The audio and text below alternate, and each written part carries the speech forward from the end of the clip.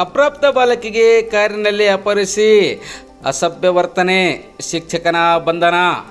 ಗ್ರಾಮದಲ್ಲಿ ಆಟವಾಡುತ್ತಿದ್ದ ಅಪ್ರಾಪ್ತ ವಯಸ್ಸಿನ ಬಾಲಕಿಯೊಬ್ಬಳನ್ನು ಕಾರಿನಲ್ಲಿ ಅಪಹರಿಸಿ ಬಾಲಕಿಯೊಂದಿಗೆ ಅಸಭ್ಯ ವರ್ತನೆ ಮಾಡಿದ ಆರೋಪದ ಹಿನ್ನೆಲೆಯಲ್ಲಿ ಶಿಕ್ಷಕನೊಬ್ಬನನ್ನು ಬಂಧಿಸುವಲ್ಲಿ ನಗರ ಠಾಣೆ ಪೊಲೀಸರ ತಂಡ ಯಶಸ್ವಿಯಾಗಿದೆ. ಬಸವಕಲ್ಯಾಣ ನಗರದ ನಿವಾಸಿ ಶಿಕ್ಷಕ ಮಲ್ಲಿಕಾರ್ಜುನ್ 58 ವರ್ಷ ಬಂಧಿತ ಆರೋಪಿಯಾಗಿದ್ದಾನೆ.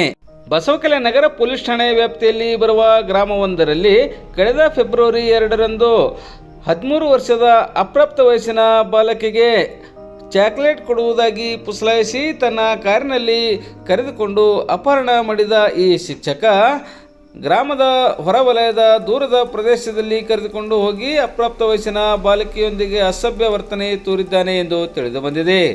ಪ್ರಕರಣಕ್ಕೆ ಸಂಬಂಧಿಸಿದಂತೆ ರಾಜ್ಯ ಮಕ್ಕಳ ರಕ್ಷಣಾ ಘಟಕದ ಅಧಿಕಾರಿಗಳ ನಿರ್ದೇಶನದ ಮೇರೆಗೆ ಬಸವಕಲ್ಯಾಣ ನಗರ ಪೊಲೀಸ್ ಠಾಣೆಯಲ್ಲಿ ಫೆಬ್ರವರಿ 10ರಂದು ಮಧ್ಯಾಹ್ನ 3 ಗಂಟೆ ಸುಮಾರಿಗೆ ಅಪಹರಣ ಹಾಗೂ ಪೋಸ್ಕೋ ಪ್ರಕರಣದ ಅಡಿಯಲ್ಲಿ ಶಿಕ್ಷಕನ ವಿರುದ್ಧ ಪ್ರಕರಣ ದಾಖಲಾಗಿದ್ದು, ಪ್ರಕರಣ ದಾಖಲಿಸಿಕೊಂಡ ಬಸವಕಲ್ಯಾಣ ನಗರ ಠಾಣೆ ಪೊಲೀಸ್ ಅಧಿಕಾರಿಗಳು ಹಾಗೂ ಸಿಬ್ಬಂದಿಗಳ ತಂಡ ಆರೋಪಿ ಶಿಕ್ಷಕನನ್ನು ಬಂಧಿಸಿ ಜೈಲಿಗೆ ಕಳಿಸುವಲ್ಲಿ ಯಶಸ್ವಿಯಾಗಿದ್ದಾರೆ.